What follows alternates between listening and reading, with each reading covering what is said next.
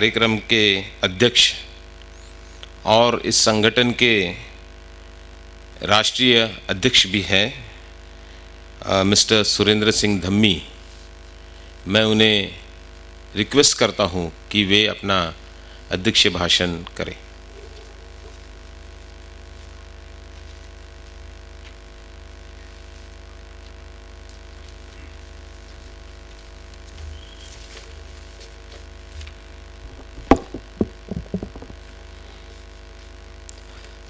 धन्यवाद मस्के साहब।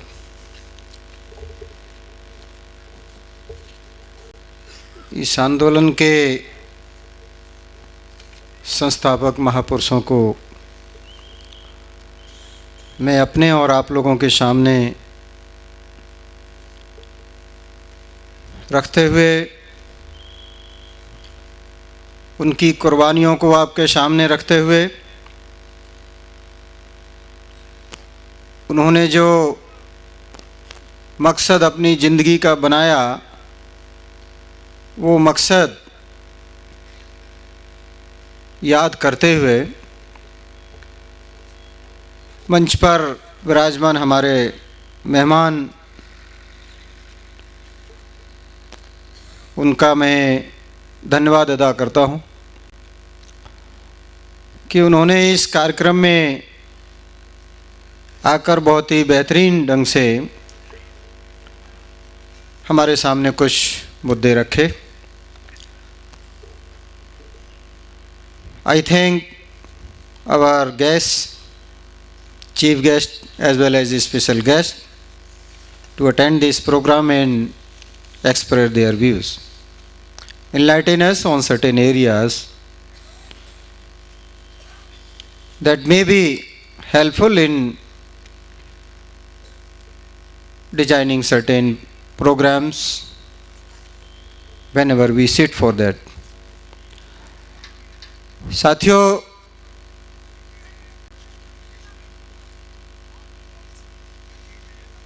आज जिस जमीन पर आप बैठे हैं उस जमीन पर आपने कई साल तक एक बड़ी मजबूत तमन्ना और इरादे के साथ, एक लगाव के साथ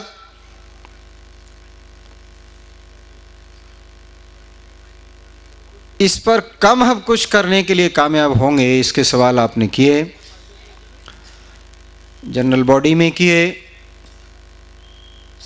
स्टेट की जनरल मीटिंग्स में किए। जब जब हम स्टेट्स में गए तो ये सवाल हमारे सामने आपने रखे। इससे ये जो लगाव है आपका, जो ट्रस्ट आपने बनाया, उस ट्रस्ट के माध्यम से जो ढांचागत ताकत हम हासिल करना चाहते इस आंदोलन के लिए, उसके लिए जो आपका मजबूत इरादा है वो आपने प्रमाणित किया, उसको साबित किया। By expressing your curiosity, your intention, your commitment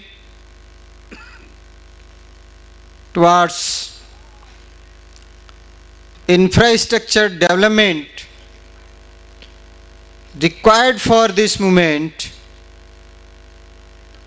really you have committed yourself and raised some hopes in all those who are leading at different levels this organization and this movement, that we as an organization are committed to achieve the goal that is really the foundation of this organization or this movement that is being led by Bamse. ये जो आपने बुलंद इरादे का इज़हार किया कि हम इस देश में एक मजबूत ढांचागत ताकत खड़ी करना चाहते हैं, नेटवर्क खड़ा करना चाहते हैं, जाल बुनना चाहते हैं, ये निश्चित ही उन लोगों में विश्वास पैदा कर रहा है जो अलग अलग स्तर पर इस आंदोलन का, संगठन का नेतृत्व कर रहे हैं। और इसके लिए मैं आप सभी लोगों को नतमस्तक करता हूं। हमारे सामने जो बामसेप की शुरुआती जो प्लानिंग थी, पूरे देश में कम से कम 100 कार्यालय हमारे पास होने चाहिए, और वो भी हमारी अपनी जमीन, अपनी बिल्डिंग, अपनी प्रॉपर्टी के तौर पर होने चाहिए। अगर ये नहीं होता तो गांव स्तर तक, कॉलोनी स्तर तक, गली स्तर तक आप सामाजिक प्रक्रिया को अंजाम नहीं दे सकते। ये बिल्कुल अपने में सत्य बात है। आप किसी भी तरीके से इसको सोच लो। हमारा इरादा यह है कि हमने हमारे ही जीवन में सामाजिक क्रांति को अंजाम देना है। अगर हमारे ही जीवन में हमने ये लक्ष्य हासिल करना है तो तेजी के साथ संसाधनों का, योग्य और सक्षम संसाधनों का निर्माण हमको करना पड़ेगा, और उनका बेहतर उपयोग, बेहतर प्रबंधन हमको करना पड़ेगा। ट्रस्ट की गतिविधियां और बाकी मुद्दों पर बोरकर साहब विस्तार से आपके सामने बात रखेंगे। मैं आंदोलन के दायरे में इस भूमिका को आपके सामने रखना चाहता हूं। अगर आपने पूरे देश में 100 केंद्र स्थापित कर दिए, कन्याकुमारी से लेकर J&K तक, तो न केवल आप ब्राह्मणवाद को अप्रूव करने में कामयाब हो गए अपने जीवन में, बल्कि इस देश में दोबारा ब्राह्मणवाद नहीं पनपेगा।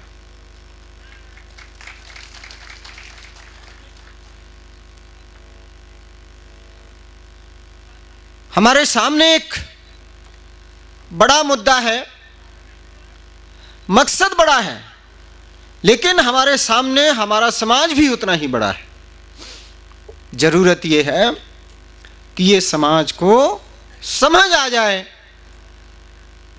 कि ये व्यवस्था हमारे काम की नहीं है, हमारी नहीं है, हमने नहीं बनाई, हमारे पुरखों ने नहीं बनाई, ये हमारे ऊपर हमारे नुकसान के लिए थोपी गई।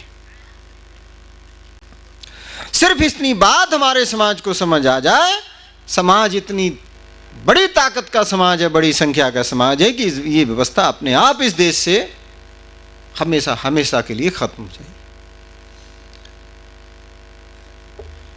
नदीम हसनैन साहब जब बोल रहे थे और मेरा उनसे इस मसले पर संक्षिप्त थोड़ा सा मैंने उनके साथ चर्चा की, तो मुझे लगा कि इस आंदोलन में वो हमारे लिए बहुत बड़े साझीदार हो सकते हैं, बहुत बड़े सहयोगी हो सकते हैं। मैं नेशनल प्रेसिडेंट की हैसियत से उनसे ये गुजारिश करता हूं कि जिंदगी का जितना वक्त उनके पास है वो हमारे साथ कंधे से कंधा मिलाकर इस मुहिम को अंजाम तक पहुंचाने में हमारे साथ खड़े हो जाएं। And I appeal same to justice Kanagraj. Sir, you have lived your life for your personal agenda or your family agenda. Now I invite you to live the rest of the life for this mission, this movement that is meant for the future of 100 crore people of this country. We are not fighting for 20 crore, 25 crore, 10 crore, 1 crore or 2 crores. My friends, this movement is shaping the future of 100 crore people of this country who are aboriginal race of this country. 100 crore मूल निवासी नस्ल इस देश की, इसका भविष्य कैसा होगा उसका स्वरूप बनाने के लिए ये आंदोलन हम चला रहे। और जब 100 करोड़ लोगों के लिए यह आंदोलन चल रहा है तो उसके सामने दिक्कतें भी उतनी ही ज्यादा बड़ी होती हैं। जिस सोच को अभी आप जहां रहते हो आप अकेले जानते हो, मानते हो, आप जिस एरिया में यहां पर आप आए 3000 की ताकत में, यहां आपको लगता है कि हम बहुत बड़ी ताकत है नेशनल लेवल पर, और आप हैं, इसमें कोई दो राय नहीं है अगर आप समाज की दूसरी संस्थाओं से तुलना करें तो। Being 3000 here, this gives a good impression that we are very strong organization at national level. That is good. That is reality also. But this is reality only in comparison to our own people. Our own people who are working under different organizations, well, in the name of different associations. But if you compare our strength with our enemy, this is insufficient. We can't counter them with this strength. हम उनको इस ताकत के साथ नहीं जीत सकते। उनकी संगठनात्मक शक्ति को हमने पीछे छोड़ना पड़ेगा। आप जिसके साथ अखाड़े में लड़ना चाहते हैं उसकी ताकत का, उसके दांव पेचों का आपको अंदाजा होना चाहिए, पता होना चाहिए।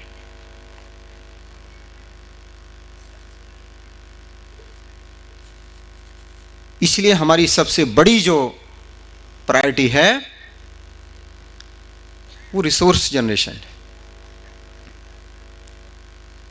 समाज आपका इस्तेमाल दुश्मन कर रहा है, इससे ज्यादा शर्मनाक बात हमारे समाज के सामने दुनिया के किसी भी देश के सामने नहीं हो सकती। दुनिया में कोई भी देश ऐसा आपको नहीं मिलेगा जिसका मूल निवासी समाज उस देश की आबादी का 90% होते हुए भी 10% के हाथों की कठपुतली बना हो। यह दुनिया का एक अलबेला अकेला ऐसा अजीब देश है जिसकी 90% जमात जो मूल निवासी है वो 10% जमात के इशारों पर पालतू कुत्ते जैसे मालिकों के आगे पीछे दुम हिलाते घूमते वैसे घूम रहा है। कारण क्या है? कारण सिर्फ इतना है कि वो इस बात से अज्ञान है कि वो इस हालत में है। और क्यों वो अज्ञान है? क्योंकि उसको यह ज्ञान देने के लिए हमारे पास पर्याप्त साधन नहीं है, ताकत नहीं है।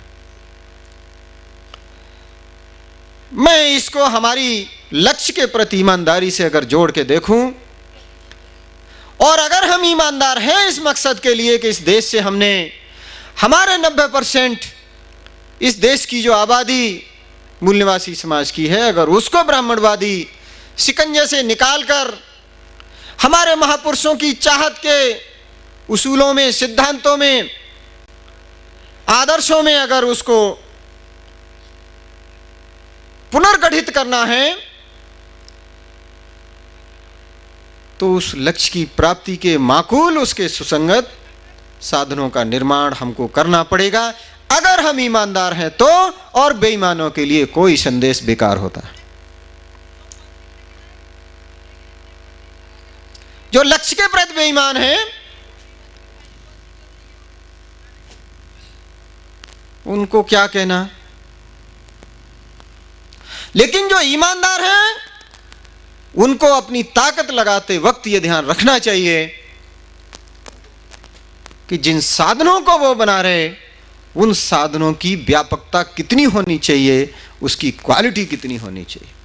The resources required to achieve the objective not only must be generated in terms of quantity but in terms of quality as well.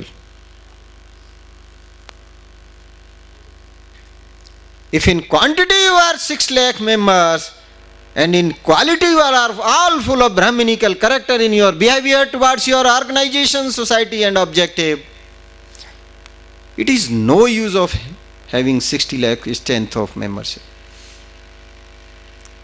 But 60 lakh is required. If you say 60 lakh is required, it is required.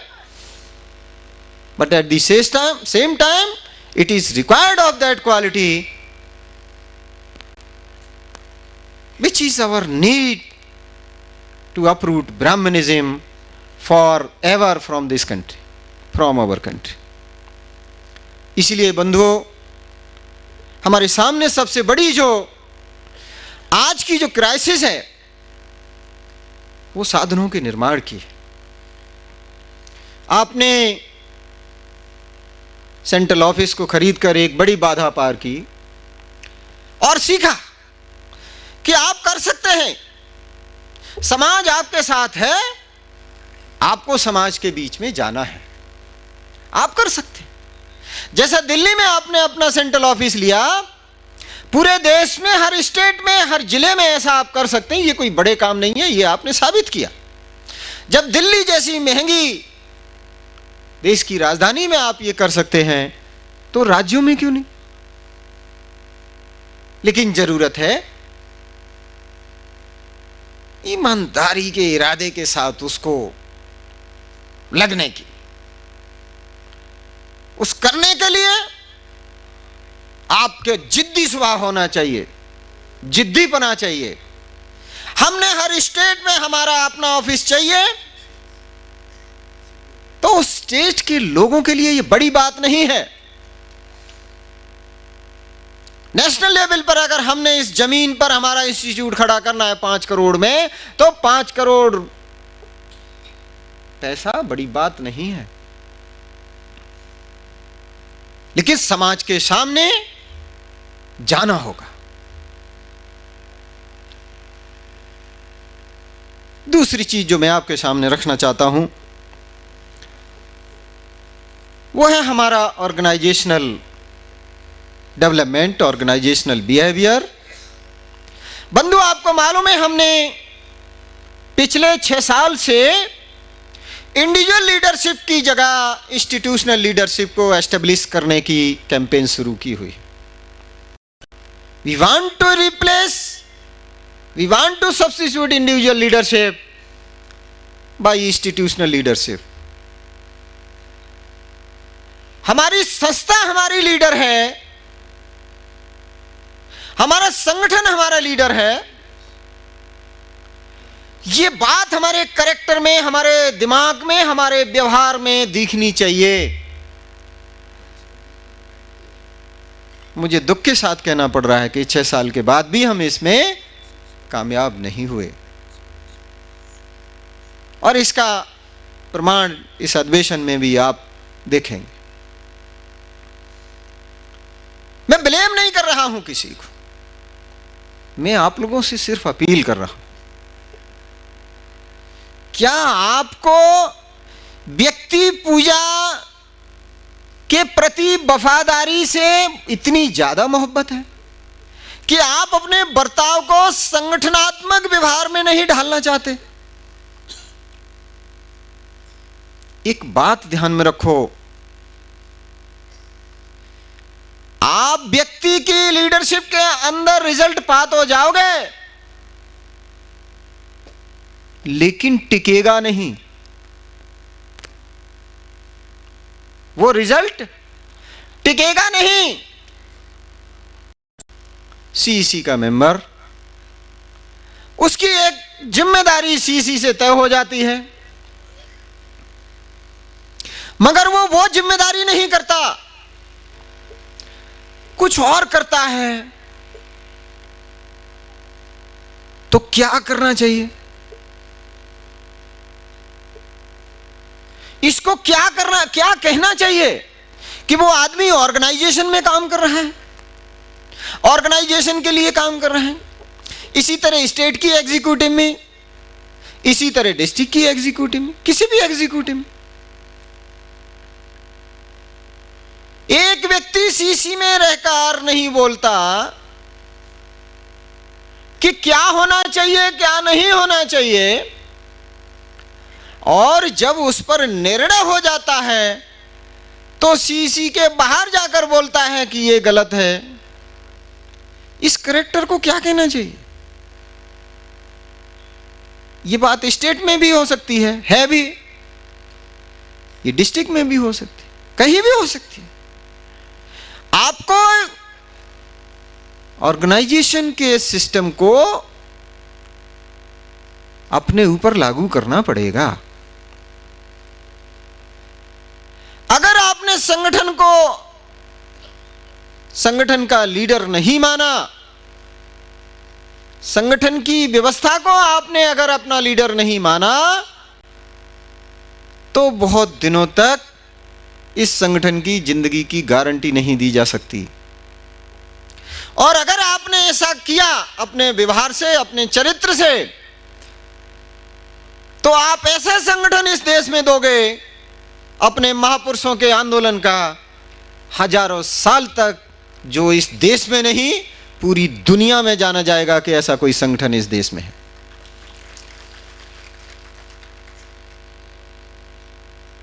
मैं आपको एक ताजा उदाहरण दे रहा हूं। एक राज्य कार्यकर्ताओं की मीटिंग में मैं बैठा था, वहां का प्रभारी सीसी का मेंबर भी साथ में। मैंने उसको कहा, भाई आपको कुछ बोलना है? नहीं मुझे कुछ नहीं।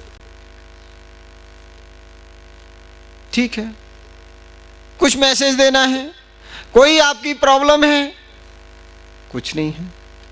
मैं जब अपने कमरे में गया वहां से होटल में, तो मेरे पास वो जाता है और कहता है ये लोग जो है ना वो मुझे काम नहीं करने देते। कौन लोग? स्टेट की एग्जीक्यूटिव। मुझे बड़ा आश्चर्य हुआ। मैं जब बोल रहा था कि भाई स्टेट के कार्यकर्ताओं के सामने कुछ आपको बोलना है, वो नहीं बोलता, मेरे पास अकेले में जाके बोलता है। ये क्या कैरेक्टर है?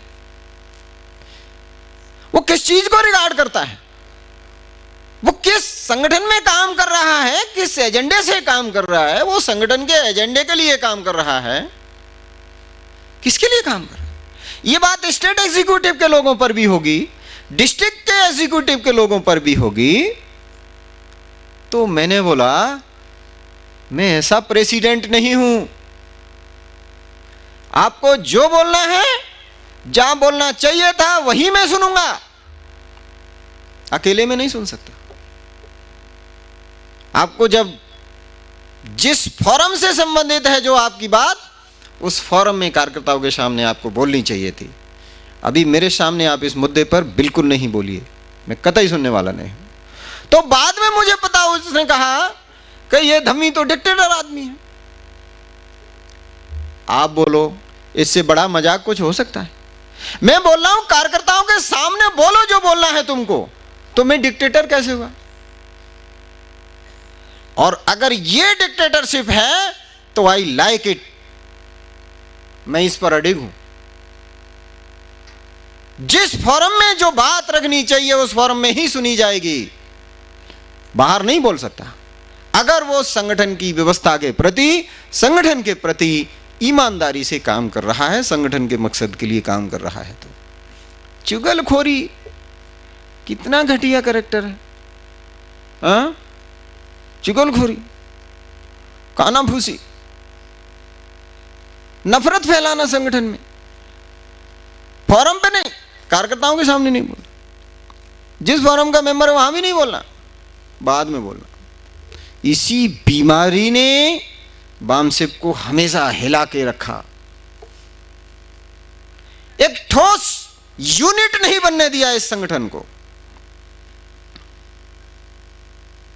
ठोस यूनिट नहीं बनने दिया। जहां हर कार्यकर्ता यह समझता कि मैं उतना ही बड़ा जिम्मेदार और पावरफुल हूं जितना नेशनल प्रेसिडेंट है मेरे संगठन का, जितना स्टेट प्रेसिडेंट है, वो वातावरण, वो कल्चर वो पैदा नहीं हुआ। This culture of institutional leadership, this culture of organisational behaviour, that is must for success of social revolution in this country, for any missionary organization. If we are missionary organization, there is no escape to it. इसका कोई हमारे पास विकल्प नहीं है। और ये character यही बोलता है कि ये ब्राह्मणवादी एजेंट के तौर पर हमारे बीच में मौजूद है। दिस इज ब्राह्मणवाद। ये दोगलापन, यही ब्राह्मणवाद है। आप संगठन में हो तो संगठन की व्यवस्था के हिसाब से काम करो। आपने जो व्यवस्था बनाई उस व्यवस्था के जो निर्णय उनके हिसाब से काम करो। आप हो गए सुपर इंटेलिजेंट, अपने में बने रहो। अगर आप संगठन से ज्यादा अपने को सुपर इंटेलिजेंट समझते हो तो भैया मेरी तेरी जय भीम, जय मूल्यवासी, तू अपने घर में जा, हम संगठन में घुसे। हम कम अकल लोगों की संगठित ताकत का हिस्सा बन के खुश हैं, तेरे जैसे सुपर इंटेलिजेंट आदमी के साथ खुश नहीं हैं। क्योंकि हमारी लड़ाई एक व्यवस्था से है, किसी व्यक्ति से नहीं है। अगर एक व्यक्ति से होती तो भाई तेरे जैसे सुपर इंटेलिजेंट को उससे भिड़ा करके हम जीत जाते। हमारी लड़ाई तो व्यवस्था से है, वो सुपर इंटेलिजेंस से नहीं जीती जाएगी। हमारे पास ऑर्गेनाइजेशन में जो सुपर इंटेलिजेंट है उनकी कलेक्टिव जो विजडम है उसको संगठित ताकत के तौर पर इस्तेमाल करके ही वो लड़ाई जीती जाएगी। ये करैक्टर आपको ऑर्गेनाइजेशन में चाहिए। और ये किसी एक व्यक्ति की जिम्मेदारी नहीं है। आप ये मत समझो कि नेशनल प्रेसिडेंट की जिम्मेदारी। क्या है नेशनल प्रेसिडेंट? क्या है? आप ही में से निकल के आया, जबरदस्ती गर्दन पकड़ी, बन जा नेशनल प्रेसिडेंट। या किसी की इच्छा भी हुई, चलो आपने इच्छा पूरी कर दी, बन गया नेशनल प्रेसिडेंट। क्या है वो? आप ही का हिस्सा है, आप ही का साथी है। सो उस पर आप ये जिम्मेदारी नहीं थोप सकते कि सारे संगठन का उसी के साथ सारा वही झेलेगा। या कोई भी आदमी है, चाहे वो स्टेट पे है, डिस्ट्रिक्ट पे है, नेशनल लेवल पर, we are all equally responsible for success of the organisation, for failure of the organisation. For failure, असफलता के लिए मैं कह सकता हूं मैं जिम्मेदार हूं। इन 2 सालों में जितनी भी असफलताएं हुई मैं अकेला जिम्मेदारी इसके लिए लेता हूं। But for success you are all responsible, you are all accountable, you are all credited for that. मगर जितनी सक्सेस हमने 2 साल में की, क्या वो हमारे इस एजेंडे के हिसाब से वो काफी है? जिस स्पीड से हम आगे बढ़े, क्या वो स्पीड से आगे बढ़ना काफी है? This is time to our self assessment, critical self assessment. अपने से सवाल करो, दूसरे से मत पूछो। आपने व्यक्तिगत तौर पर जितना इस आंदोलन को और संगठन को रिजल्ट दिया, परिणाम दिया, क्या वो इस सामाजिक क्रांति के मकसद के हिसाब से पर्याप्त है? उसकी स्पीड क्या पर्याप्त है? उसकी संख्या, उसकी क्वालिटी, क्या वो पर्याप्त है? Self assessment, critical self assessment is required by each and every cadre. हमारे सामने आज मुझे इस बात का फक्र है, all the state presidents are very good state presidents I have seen so far at national level in all the states. मैं इस बात के लिए गर्व कर सकता हूं। सीसी ने जिन लोगों को भी स्टेट का प्रेसिडेंट चुना, they are all well competent, very sincere and committed to the organisation. लेकिन जिस एग्जीक्यूटिव का भी मैं रिव्यू लेता हूं, पता चलता है या तो 2 लोग उस लेवल पर सिंसियरली सक्रिय हैं या 3 लोग सक्रिय, बाकी लोग मर्जी आई तो किया, नहीं तो नहीं किया। प्रेसिडेंट ने कहा तो लगता है जैसे प्रेसिडेंट हमसे अपने किसी काम के लिए कह रहा है। Team spirit at each level is required.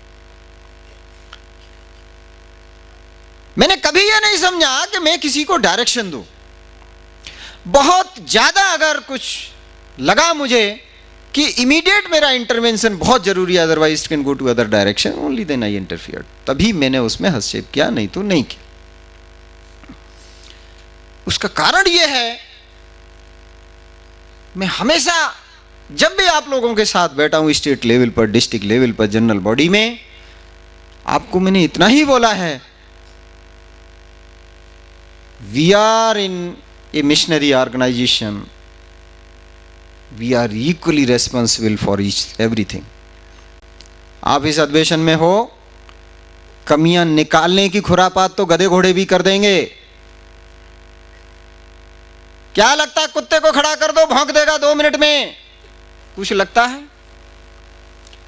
लेकिन उसका जवाब बन के अगर आप इंडिविजुअली तौर पर खड़े होते हो, तब ये करेक्टर आप दिखाओगे कि this is our programme, this is our organization, this is not मस्केस प्रोमास धम्बीज प्रोग्राम और बोरकर्स programme. This kind of spirit, character and organizational behaviour is required at every level. हर स्तर पर ये करेक्टर, ये चरित्र, ये व्यवहार चाहिए। ऑर्गेनाइजेशन की इमेज समाज में आपको मालूम है। आप लोग बोलते हैं साहब हमारे यहां ये इतने गुटे, फलाना गुटे, ढिकाना गुटे। जब मैं पूछता हूं आप कितने लोगों के पास गए, तो फिर आपका जवाब बिल्कुल अलग होता है, गए ही नहीं, अपने ही दिमाग में लेके बैठे हुए हैं। आप जाओ तब देखो क्या है इमेज आपकी ऑर्गेनाइजेशन की और आपकी, तब पता चलेगा। एक आधा तो मिलेगा। 100 लोगों के पास गए, अगर उसमें से 10 लोगों ने सवाल किए तो ये आपकी परेशानी है या मौका है दिमाग को तीखा बनाने का, दिमाग को तेज करने का, उसको सक्रिय करने का, विकसित करने का, ज्यादा उसको तेजी के साथ इस्तेमाल करने का वो मौका होता है। आप उस मौके को कहते हो प्रॉब्लम है। प्रॉब्लम तब बनेगी जब आप 500 लोगों के पास गए और 400 लोगों ने कहा कि नहीं भाई तुम ठीक लोग नहीं हो, गलत कर रहे हो, तुम सही नहीं कर रहे। आप 100 के पास गए, 95 ने आपको रिस्पॉन्स दिया, फिर आप बोलते हो कि प्रॉब्लम है फील्ड में। ये प्रॉब्लम नहीं है। आप कोई बोलता है पॉलिटिक्स हमारे यहां बहुत मजबूत है। अरे मैं पूछता हूं भाई आप बताओ तो सही ना, कहां आपको प्रॉब्लम आई है? किस पॉलिटिशियन की इतनी हिम्मत पड़ी, जरूरत पड़ी कि आपके सामने खड़ा हो जाए, करो ऑर्गेनाइज प्रोग्राम, हम आते हैं उधर। पहले तो आपके सामने नहीं टिकेगा, बाकी सेंटर की टीम है। बहुत बड़ा 30 मार्क है नेशनल लेवल का, तो नेशनल लेवल का आदमी आकर के देख लेता है कितना बड़ा पॉलिटिशियन है वो, कितना ज्यादा ज्ञानी ध्यानी है, कितना ज्यादा समाज की और समाज के आंदोलन की समझ रखता है। हम भी तो देखें, मेरी इतनी जिंदगी हो गई 81 से लगाऊं, मुझे तो कोई पॉलिटिशियन ऐसा नहीं टकराया जिसने सोशल रिवॉल्यूशन के ऊपर अपनी अक्ल के घोड़े कामयाब किए हों। मैंने जब भी डिस्कस किया 2-3 सवाल से ज्यादा नहीं बढ़ा आगे। ये सोशल रिवॉल्यूशन का ऑब्जेक्टिव बाबा साहब ने इसको इतना मजबूत करके दिया, इसके सामने कौन पॉलिटिशियन टिकता है? लेकिन आप खुद ही प्रॉब्लम बना लेते हो अपने आप। आप देखो समाज में इमेज क्या है ऑर्गेनाइजेशन की और आपकी। ये मौका है। आज देश में हमारे महापुरुषों का नेशनल लेवल का कोई मिशनरी ऑर्गेनाइजेशन नहीं है, आपको ये बात मालूम है। चाहे वो किसी भी नाम से काम कर रहे हो, वामसेब के नाम से, पॉलिटिकल पार्टी के नाम से, धर्म के नाम से, जातियों के नाम से, किसी भी नाम से कर रहे हो, नेशनल लेवल पर आज की तारीख में कोई भी मिशनरी ऑर्गेनाइजेशन नहीं है हमारे महापुरुषों के ख्वाबों का समाज बनाने के लिए, आंदोलन को उसकी मंजिल तक पहुंचाने के लिए। ये अवसर नहीं है आपके सामने।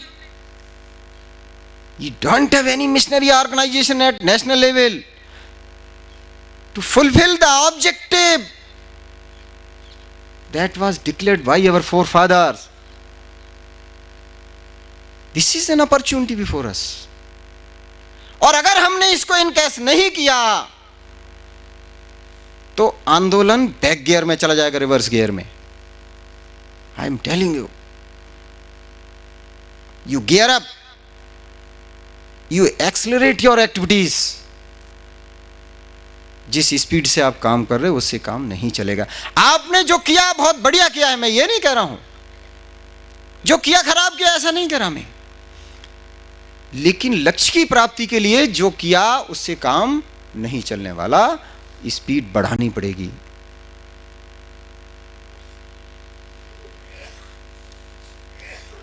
बंधुओं, बहुत सारी हमारे सामने दिक्कतें आती हैं, आएंगी, क्योंकि आप जिस एरिया में हो उसमें हो सकता है इन चीजों को समझने वाले या तो आप अकेले व्यक्ति हो या 4-6 व्यक्ति हो गए, 10 व्यक्ति हो, मगर ज्यादातर आपके सामने आपका ही समाज वो होगा जो इन चीजों का विरोध करेगा या जो इनसे सहमत नहीं हो या जो इन जैसा नहीं है, आप जैसी सोच का नहीं है। दिक्कतें आती है।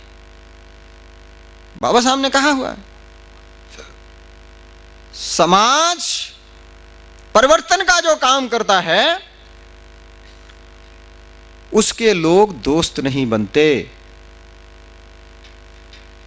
जो राजनीतिक परिवर्तन का काम करता है, राजनीति के लिए काम करता है, उसके लोग ज्यादा दोस्त बनते हैं। उसका कारण भी बाबा साहब ने बताया कि समाज परिवर्तन का जो व्यक्ति काम करता है वो समाज को चुनौती देता है, समाज की सोच को चुनौती देता है, समाज की आस्था को चुनौती, विचारों को चुनौती देता है, समाज के व्यवहार को चुनौती देता है और कहता है कि इसको बदलो भाई। और जब आप ही को कोई कहे कि भैया आप जो अभी तक कर रहे सोच रहे वो गलत है, तो आपको भी वो आदमी अच्छा कैसे लगेगा। लेकिन पॉलिटिक्स में जो काम करने वाला व्यक्ति है वो पॉलिटिकल सत्ता को चुनौती देता है, उसको क्रिटिसाइज करता है, एक दूसरी पॉलिटिकल पार्टियों को क्रिटिसाइज करता है, समाज को नहीं करता। इसलिए बाबा साहब ने कहा कि पॉलिटिकल चेंज, पॉलिटिक्स में काम करने वाले से समाज में बदलाव लाने के लिए जो काम कर रहा है वो उसका काम ज्यादा मुश्किल है, बहुत मुश्किल है। तो ये बात हमको मान के चलनी चाहिए कि जो हम काम कर रहे हैं वो मुश्किलों भरा काम है। इसलिए मुश्किलों भरे काम करने के लिए हम जब इरादेबंद होके निकले हैं तो मुश्किलों को हमारी नाकामयाबी का कम परिणाम आने का जस्टिफिकेशन नहीं बनने देना चाहिए। और मैं ये उम्मीद करता हूं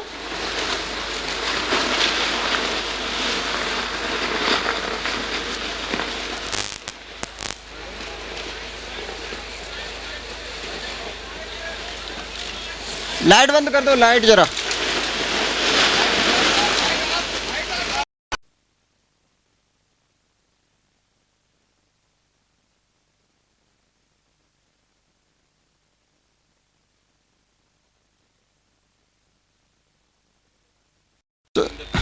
And we are in the field.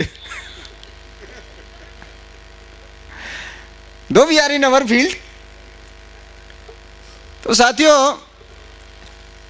मैं ये आपको बता रहा था कि जिन चीजों को आप कम परिणाम का नतीजा बताते हो वो हमने पहले ही मानी हुई है कि ये हमारे समाज की सच्चाई है, ये चीजें हैं समाज में और ये हैं, इनको रहते हुए हमने बदलाव की प्रक्रिया को आगे बढ़ाना है, तेज करना है, कामयाब बनाना है।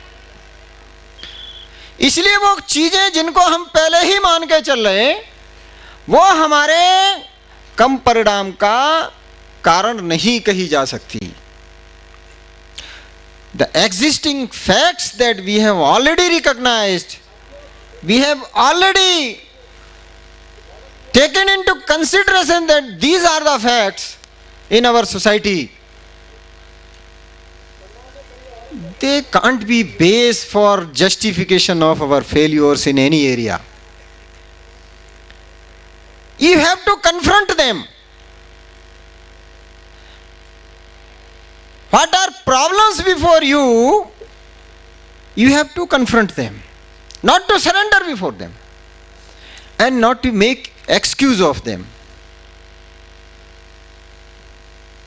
जो भी हमारे सच्चाइयां हैं वो सच्चाइयां हैं, चाहे कन्याकुमारी में देखें, चाहे जम्मू कश्मीर में देखो, गुजरात में देखो, कहीं भी देखो, उत्तराखंड में देखो, हमारा समाज एक जैसा है, उसका चरित्र एक जैसा है, उसका व्यवहार एक जैसा है। किसी भी क्षेत्र में सच्चाई एक जैसी है। जहां तक हमारे लिए मिशनरी ऑर्गेनाइजेशन खड़ा करना और सामाजिक क्रांति के लक्ष्य को प्राप्त करने की दिशा में आगे बढ़ने का सवाल है, आप जहां भी जाओगे एक जैसा समाज है, एक जैसे हालात, एक जैसी मानसिकता और एक जैसा व्यवहार। कहीं आपको 19-20 नहीं मिलेगा। इसलिए सब कारण एक जैसे हैं, सब सच्चाइयां एक जैसी हैं। मैं ये उम्मीद करता हूं कि आप इन सारे हालातों को कन्फ्रंट करते हुए बेहतर रिजल्ट आगे दोगे। मैं लास्ट में आपको एक चीज़ बताना चाहता हूं, क्योंकि मैं जहां गया लोग मेरे से ये सवाल जरूर पूछते हैं, एकीकरण का, यूनिफिकेशन। हमने जितनों के साथ बात हुई, जिससे बात हुई, बड़े खुले दिल से हमने कहा कि भाई ऐसा करो, पहले एक साथ बैठ लो। 2 दिन के लिए बैठो, 5 दिन के लिए बैठो, 7 दिन के लिए बैठो। आंदोलन के हित में, समाज के हित में जितने भी मुद्दे हैं इस आंदोलन के, उन पर विस्तार से चर्चा करके एक आम सहमति बना लो और फिर उस पर चलो। पहले उनका प्रस्ताव आता है कि हम बिना शर्त साथ आते हैं, और बाद में जो शर्तों की लिस्ट आती है एंड ही नहीं होता। फिर भी हमने कहा अरे हम आंदोलन के हित की बात कर रहे, तुम शर्तों की बात कर रहे, ये शर्तें किस लिए लगा रहे?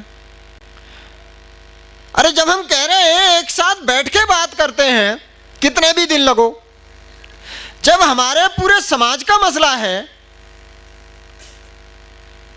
100 करोड़ समाज के भविष्य का मसला है, इसने इस देश को ही नहीं बदलना, पूरी दुनिया को बदल के रख देना है, और आप उसको आप शर्तें लगा के बोल रहे हैं। आपको अपने ऊपर विश्वास नहीं है, कॉन्फिडेंस नहीं है, या एजेंडा दूसरा है? जो बामसेब का एजेंडा है, क्या उससे अलग आपका कोई एजेंडा है? अगर वही एजेंडा है तो फिर आपको खुलकर चर्चा करने में दिक्कत नहीं होनी चाहिए। कम से कम मुझे, मेरे आज के भी प्रेस, अगर आज की तारीख में भी कोई कह रहा है तो मुझे उस पर भरोसा है कि वो सही दिशा में ही डायलॉग करेगा, सही दिशा में ही चर्चा करेगा। तो फिर इससे दिक्कत क्या है? दिक्कत क्यों हो रही है? नहीं होनी चाहिए। अगर ईमानदारी से हम उसी मकसद के लिए काम कर रहे, बामसेब का नाम ले रहे, महापुरुषों का नाम ले रहे, विचारधारा का नाम ले रहे, विचारधारा के नाम से काम कर रहे, तो इस ओपन इनविटेशन को, खुले आमंत्रण को स्वीकार करने में दिक्कत नहीं होनी चाहिए। मैं आज भी इस स्टेज से आप सभी लोगों की तरफ से यह आमंत्रण दे रहा हूं, खुलकर चर्चा करो, बैठो, और जो फाइनल हो उस पर काम करो, आगे बढ़ो, समाज के आंदोलन को मंजिल पर ले जाओ। अगर आपको लगता है संगठन की व्यवस्था में कुछ जरूरी बदलाव चाहिए, करो, नहीं है तो नहीं करो, लेकिन जो भी है बैठ करके, मिल बैठकर खुले दिल से, ईमानदारी से चर्चा करो। मगर पिछले 2 सालों से मेरा अनुभव, उससे पहले का मस्के साहब का भी अनुभव है, उससे पहले बोरकर साहब का भी अनुभव है, उनके दिमाग का पता नहीं चलता किस मकसद के लिए काम करना चाहते हैं, किस विचारधारा के लिए काम करना चाहते हैं। अगर बामसेब के मकसद के लिए ही काम नहीं करना तो उसके नाम का ही क्यों इस्तेमाल करना? ये तो ब्राह्मणवादी चरित्र है। वो बाबा साहब का नाम हमारे लोगों को बेवकूफ बनाने के लिए करते हैं, अपना मकसद पूरा करने के लिए। और हमारे भी लोग अगर ऐसा करते हैं, बामसेब का नाम बामसेब के मकसद के बजाय कुछ और मकसद हासिल करने के लिए इस्तेमाल कर रहे, तो उनका करैक्टर ब्राह्मणवादी करैक्टर जैसा ही है, वही है, कुछ फर्क नहीं है। अब मैं इससे ज्यादा खुला इनविटेशन उनको नहीं दे सकता था। मैंने 2 सालों में इसी खुले आमंत्रण के साथ उनको कहा कि चलो एक साथ बैठते हैं और बैठ करके मिलजुल करके बातचीत करके आगे काम करते हैं। लेकिन शायद उनके इरादे कुछ और हैं, उनके एजेंडे कुछ और होंगे, उनका सिद्धांत कुछ और होगा, जो बामसेब का नाम इस्तेमाल कर रहे। मुझे ऐसा लगता है कि उनका वो मकसद नहीं है जिस मकसद के लिए बामसेब की स्थापना हुई। नहीं तो करो खुल के बात, क्या दिक्कत है भाई, पहले मकसद की ही बात करते हैं। जिस मकसद के लिए बामसेब को बनाया गया, आओ पहले एक दिन उसी पर चर्चा करते हैं, फिर दूसरे दिन बामसेब के सिस्टम पर काम कर लेते हैं, तीसरे दिन कैसे साधन चाहिए उस पर चर्चा कर लेते हैं, चौथे दिन बामसेब के चरित्र पर चर्चा कर लेते हैं, विचारधारा पर चर्चा कर लेते हैं। ऐसे ही एक एक दिन निर्धारित करके खुल के चर्चा कर लेते हैं, जो फाइनल हो उसके हिसाब से सारे मिलके फिर आगे बढ़ते हैं। मैंने सीधा सवाल किया, क्या तुम लोगों को तुम्हारी अक्ल पे, तुम्हारी बुद्धि पर भरोसा नहीं है? नहीं, ये बात नहीं है। तो फिर क्या बात है? तो फिर बोलते नहीं नहीं ऐसा करते हैं, 10 लोग बैठ के बात कर लेते हैं, 20 लोग बैठ के बात कर लेते हैं। उसकी बात नहीं मानते, वहां जो तय होता है फील्ड में जाके उसका उल्टा बोलते हैं। फील्ड में जाके उल्टा बोलते हैं। और हमारा साथी हमसे पूछता है, वो तो ऐसा बोल रहे थे। हम आपके साथ जनरल बॉडी में सारी जानकारी शेयर करते हैं, आपको जनरल बॉडी में सारी जानकारी देते हैं, तो बजाय इसके कि आप समाज में ये बताओ कि कौन बेईमान है, कौन ईमानदार है, कौन ब्राह्मणवादी चरित्र के साथ बामसेब का नाम ले रहा है, बाबा साहब का नाम ले रहा है, फूले का ले रहा है, महापुरुषों का ले रहा है, आप उल्टा उनके सवाल को हमारे पास ले आते हो, बजाय इसके कि उसको वहीं का वहीं उनको खत्म कर दो। ये नहीं होना चाहिए। मुझे नहीं लगता कि इससे बेहतर और खुली बात कोई और हो सकती है। बंधुओं, हमें भी दुख होता है, इस हालात से हमें भी दुख होता है, आपको भी दिक्कत होती होगी, मगर जब आप इसका सामना करोगे तब यही दिक्कत आपकी फेवर में चली जाएगी और लोग फिर आपको बोलेंगे कि यही सही लोग हैं और ये बाकी सब मक्कार लोग। इसको आपको अवसर में बदलना पड़ेगा और मैं ये विश्वास करता हूं कि आप इसको अवसर में बदलोगे। मैं इसी के साथ ये उम्मीद करता हूं कि इस अधिवेशन में आप पूरे अनुशासन के साथ और अपनी निजी तौर पर ये जिम्मेदारी मानते हुए कि ये मेरा अधिवेशन है, मेरे संगठन का अधिवेशन है, इसकी कामयाबी मेरी कामयाबी है, इसकी नाकामयाबी मेरी नाकामयाबी है, इस भावना और इस इरादे मकसद के साथ आप यहाँ पर आए हुए हो और इसी के साथ आप 4 दिन इधर रहोगे और इसी भावना के साथ आप यहाँ से सफल कार्यक्रम देकर जाओगे। इसी उम्मीद के साथ मैं अपनी बात यहाँ ख़त्म करता हूँ। जय भीम, जय मूल निवासी, जय भूल।